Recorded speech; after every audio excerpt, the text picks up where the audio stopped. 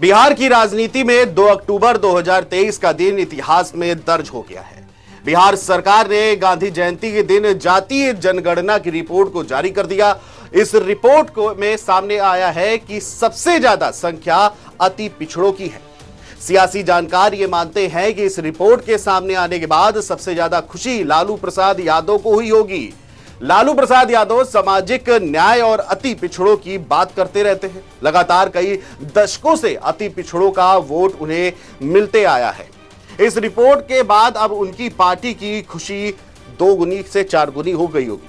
इस रिपोर्ट से एक बात साफ है कि जो नीतीश कुमार और अन्य राजनीतिक दलों की मंशा थी वो लगभग पूरी हुई है। हालांकि बीजेपी इससे इतर अपना विचार रख रही थी। सारी बातों को अगर समझे तो सबसे पहले अति पिछड़ों की संख्या का विश्लेषण कर लेते हैं। बिहार सरकार का मास्टर स्ट्रोक साबित हुई है ये जातीय जनगणना। सरकार ने जाति आधारित सर्वेक्षण जारी किया है। रिपोर्ट के अनुसार बिहार की आबादी जो है वो 13 करोड़ से भी ज्यादा है, जिसमें अत्यंत पिछड़ा वर्ग यानी ईबीसी 36.01% है।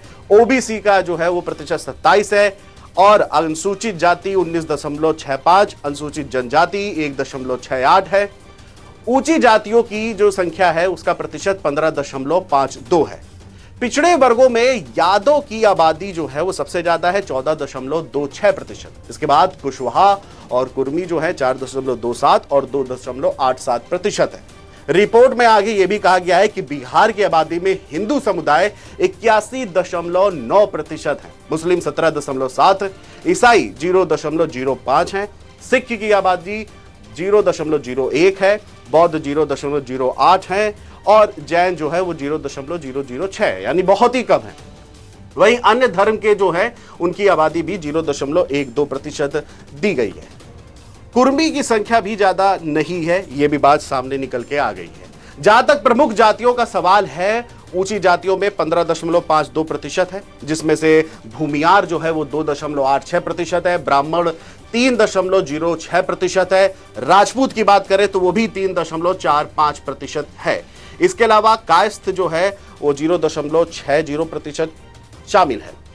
इसके अलावा कुर्मी की बात कर ले तो कुर्मी 2.87%, मुशहर 3%, यादव 14.26%, कुशवाहा 4.27% है। खास बात यह है कि जाति आधारित सर्वेक्षण पिछले साल बिहार विधानमंडल के दोनों सदनों में पारित किया गया था और सभी राजनीतिक दलों ने इस पर अपनी सहमति दी थी। हालांकि कुछ समूहों और व्यक्तियों ने इसके खिलाफ पटना उच्च न्यायालय और सर्वोच्च न्यायालय का दरवाजा जरूर खटखटाया, लेकिन शीर्ष अदालत ने रास्ता साफ होने के बाद सर्वेक्षण का पूरा हो गया। और वहीं इस रिपोर्ट के बाद बिहार में सियासी बवाल भी अब मचेगा, क्योंकि कई चीजें खुल के सामने आ चुकी हैं।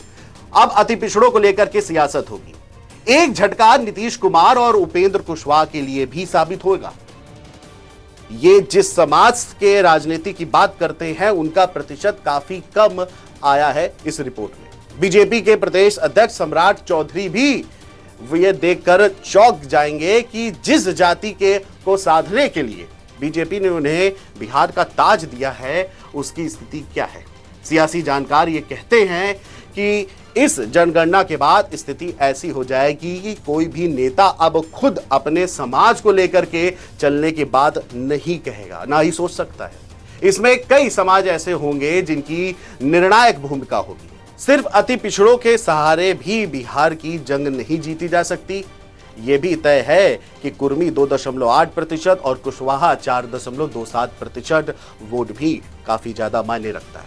सबसे बड़ा सवाल यह है कि जनगणना राजनीतिक दलों को सोचने पर मजबूर करेगी कि हमें राजनीति जाति देखकर करनी होगी या कोई और नया फंडा अपनाना होगा।